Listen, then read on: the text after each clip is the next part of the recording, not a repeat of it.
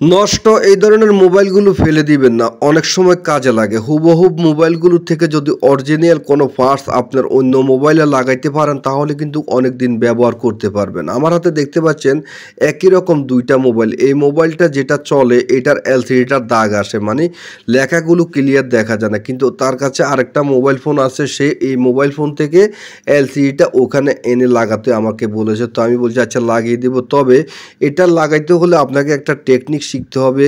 কারণ অরিজিনাল এলসিডিগুলো কিন্তু তারা চাপ দিয়ে ঘাম দিয়ে লাগায়, কিন্তু আপনাকে কিন্তু জ্বালাই করে লাগাতে হবে। তো কিভাবে লাগাইবেন আজকের ভিডিওটা দেখলে আপনি শিখতে পারবেন। তো আমরা সর্বপ্রথম কি করব, এটাকে সুন্দর করে খুলে দুইটাকে খুলে বাস করে নিব।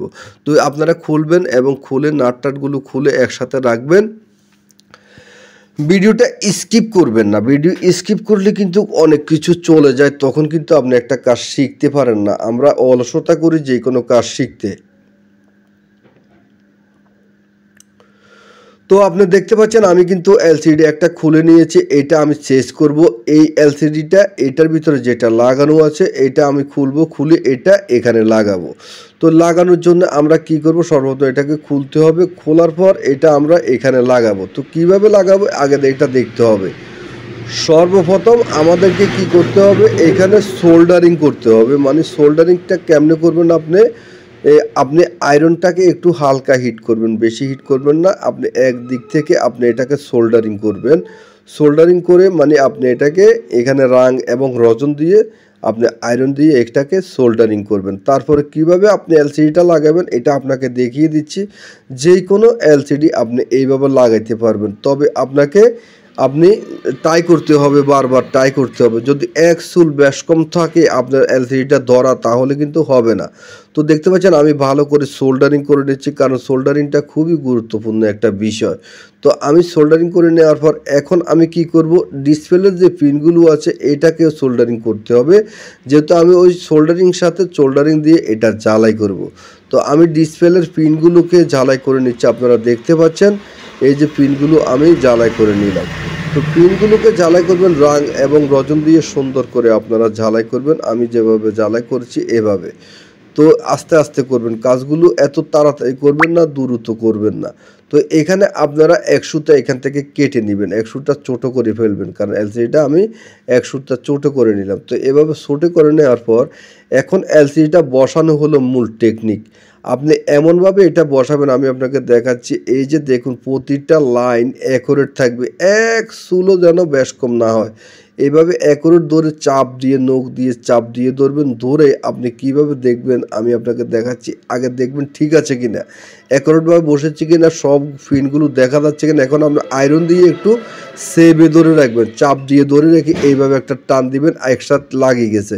এক সাইড যদি লেগে যায় তাহলে আপনার দ্বিতীয় সাইড লাগাইতে কোনো কষ্ট হবে না। আপনি এখান থেকে একটু টুইজার দিয়ে একটু চাপ দিয়ে ধরে আপনি আয়রন দিয়ে চাপ দিয়ে আপনি এখানে আস্তে আস্তে আস্তে আস্তে এটাকে লাগাইতে হবে।